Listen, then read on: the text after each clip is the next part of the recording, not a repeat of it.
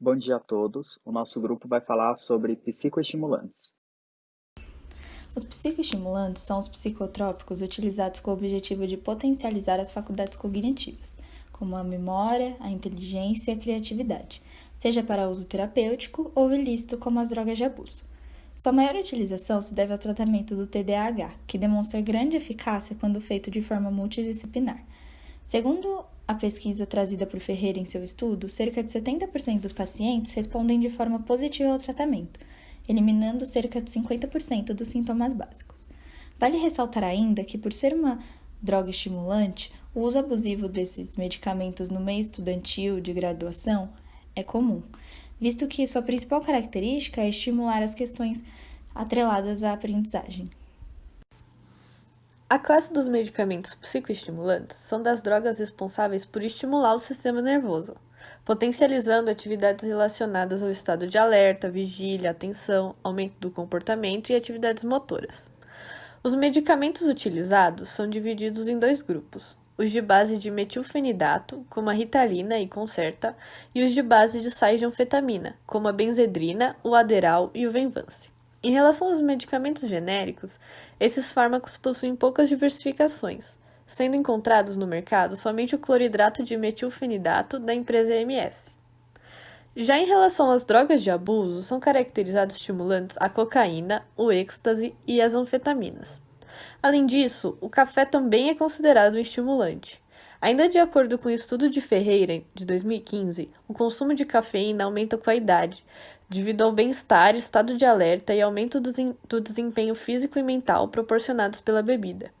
De acordo com sua pesquisa, os estudantes universitários consomem 2 vezes mais a quantidade de café em relação aos estudantes de ensino secundário. Sinapse é o nome dado para a comunicação entre os neurônios. Existem dois tipos de sinapse, a sinapse elétrica e a sinapse química. A principal diferença entre elas é que na sinapse elétrica há uma junção física entre os neurônios pré e pós-sinápticos. Já na sinapse química, essa comunicação ocorre através de mediadores químicos, que são os neurotransmissores. A energia elétrica na sinapse química acontece em apenas um sentido, ou seja, ela é unidirecional, diferentemente da sinapse elétrica, que é bidirecional. A primeira etapa da sinapse química é a síntese e o armazenamento.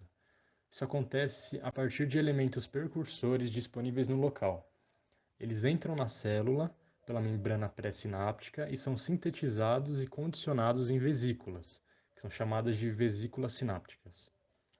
O potencial de ação presente no terminal sináptico, ele abre canais de cálcio na célula e faz com que a voltagem dentro da célula inverta. Então, ela estava negativa e passa a ficar positiva. Isso serve de sinal para a liberação dos neurotransmissores na fenda sináptica, fazendo com que a membrana da vesícula sináptica e a membrana pré-sináptica se fundam para que os neurotransmissores sejam liberados. E essa é a segunda etapa da sinapse. Na terceira etapa da sinapse, os neurotransmissores que foram liberados na fenda ligam-se aos receptores do neurônio pós-sináptico e isso resultará em um potencial pós-sináptico que pode ser excitatório ou inibitório. Por fim, na quarta etapa, o neurotransmissor é inativado para que ele não continue emitindo a mesma mensagem por um longo período de tempo e para que o neurônio também possa receber outras mensagens. Nós achamos importante revisar as etapas da sinapse, porque dependendo da etapa na qual o fármaco irá atuar, o medicamento poderá ser definido como agonista ou antagonista. E essa classificação servirá para que possamos compreender quais são as alterações comportamentais que determinado fármaco pode causar. Bom, os fármacos que levam anfetamina em sua composição, eles são responsáveis pela liberação de monoaminas, principalmente dopamina e norepinefrina. Agora eu vou falar dos mecanismos de ação das anfetaminas, mas eu acabei trazendo aqui algumas imagens que falam sobre o mecanismo de ação da metanfetamina. A metanfetamina nada mais é do que uma mistura de anfetaminas com outros elementos químicos e geralmente essa mistura acontece para que a droga se torne mais potente. Uma outra curiosidade é que a metanfetamina ela é muito conhecida pelo nome de rebite e usada com muita frequência por motoristas de caminhão. Eles acabam recorrendo ao uso da droga para aliviar o grande cansaço causado por dirigir durante horas seguidas. Bom, aqui no mecanismo de ação, então, da metanfetamina, é importante dizer primeiro que, em geral, no mecanismo de ação das anfetaminas, existe um outro neurotransmissor envolvido. Aqui, nessa imagem, a gente está vendo só a dopamina representada na cor amarela, mas também a norepinefrina atua nesse mecanismo de ação das anfetaminas. A anfetamina ela tem uma estrutura muito parecida com norepinefrina e dopamina. Então, quando ela é ingerida, os transportadores desses dois neurotransmissores confundem a anfetamina com esses neurotransmissores e acabam transportando a anfetamina para dentro do neurônio pré-sináptico.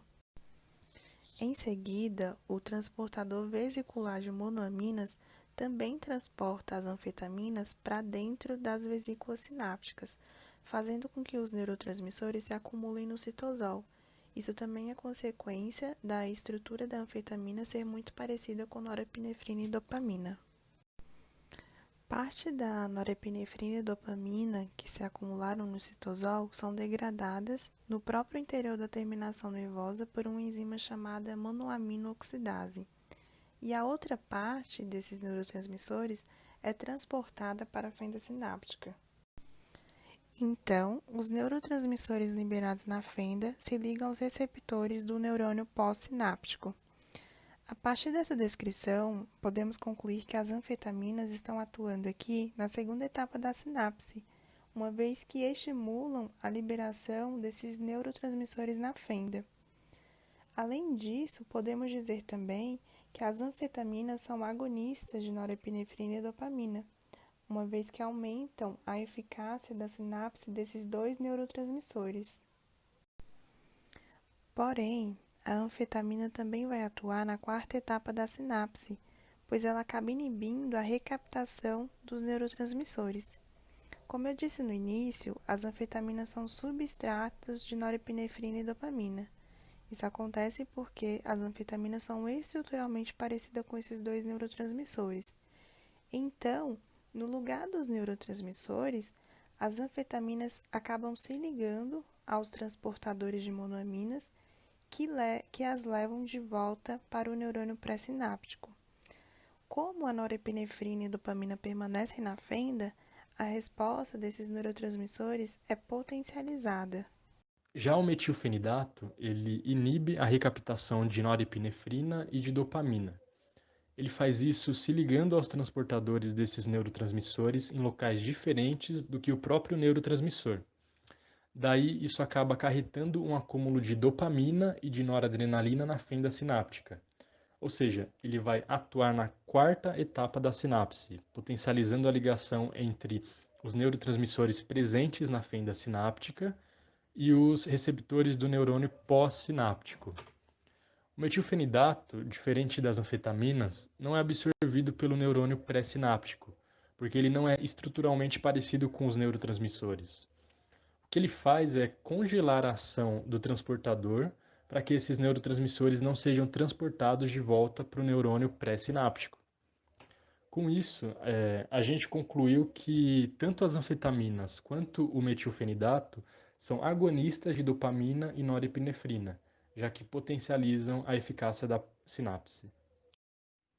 Aqui, a gente tem uma tabela retirada do site da Associação Brasileira de TDAH, com alguns parâmetros das medicações mais utilizadas.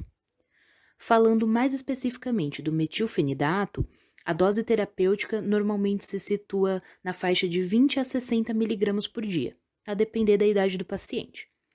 As doses são ministradas de 2 a 3 vezes por dia, se a medicação tem um efeito mais curto, como é o caso da Ritalina, que a duração aproximada do efeito é de 3 a 5 horas. Ou uma vez ao dia para os medicamentos de efeito prolongado, de 8 ou 12 horas, como o Concerta e a Ritalina LA. O médico pode descontinuar a medicação periodicamente para ver se ela ainda é necessária. De forma geral, o tratamento com estimulantes pode ser considerado clinicamente seguro. O perfil de efeitos colaterais é de pequena gravidade, mas vale ressaltar que falamos aqui do uso correto do medicamento por pacientes com devida prescrição. Então, como efeitos colaterais de curto prazo, mais associados a esses medicamentos estão a falta de apetite, a insônia, irritabilidade, cefaleia e sintomas gastrointestinais. Os efeitos de longo prazo são controversos. As literaturas citam dependência, problemas cardiovasculares e prejuízo na estatura. No entanto, estudos sugerem que essas associações são inconsistentes. Muitas pessoas acham que a Ritalina seria um remédio para todas as pessoas que tiverem TDAH, sendo que não. É importante entender que o uso desse medicamento ele não tem indicação para todos os casos de TDAH. Ele só vai ser indicado apenas àquelas pessoas que, após uma investigação e avaliação detalhada, foi identificado a necessidade de uso do remédio para conseguir realizar as tarefas do dia a dia de uma maneira melhor e com mais qualidade.